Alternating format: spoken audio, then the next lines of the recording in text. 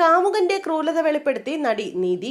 മുൻ കാമുകനിൽ നിന്നും നേരിടേണ്ടി വന്ന ദുരനുഭവങ്ങൾ വെളിപ്പെടുത്തി ടെലിവിഷൻ താരം നീതി ടൈലർ.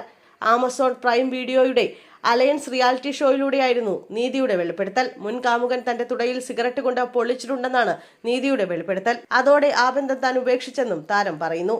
സഹതാരങ്ങളായ മിനിമ മാഥൂർ, രൂഹി ദൊസാനി, ദൽബർ ആര്യ എന്നിവരോട് സംസാരിക്കുകയായിരുന്നു നീതി. അന്നത്തെ അതിക്രമത്തിന്റെ ശേഷിപ്പായി മായാതെ കിടക്കുന്ന പൊള്ളലിന്റെ പാട് കാണിച്ചുകൊണ്ടായിരുന്നു നീതി അനുഭവം പങ്കിട്ടത്. മുൻ കാമുകൻ ഒരിക്കൽ എന്നെ സിഗരറ്റ് വെച്ച് പൊള്ളിച്ചിട്ടുണ്ട്. അയാൾ വല്ലാതെ വയലന്റ് ആയിരുന്നു. മാനസിക പ്രശ്നമുള്ളതുപോലെയായിരുന്നു.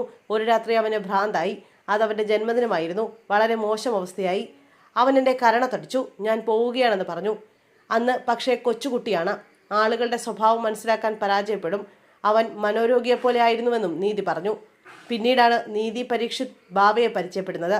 2019 ഇരുവരും തമ്മിലുള്ള വിവാഹ നിശ്ചയം കഴിഞ്ഞു. 2020 ഓഗസ്റ്റ് 13 ഇരുവരും വിവാഹിതരാവുകയും ചെയ്തു. 2024 ഇരുവരും പിരിയുന്നതായി റിപ്പോർട്ടുകളുണ്ടായിരുന്നു. എന്നാൽ അത് നിഷേധിച്ച് നീതി തന്നെ രംഗത്തെത്തി. കൈസിയെ ആര്യാൻ എന്ന പരമ്പരയിലൂടെയാണ് നീതി താരമാകുന്നത്.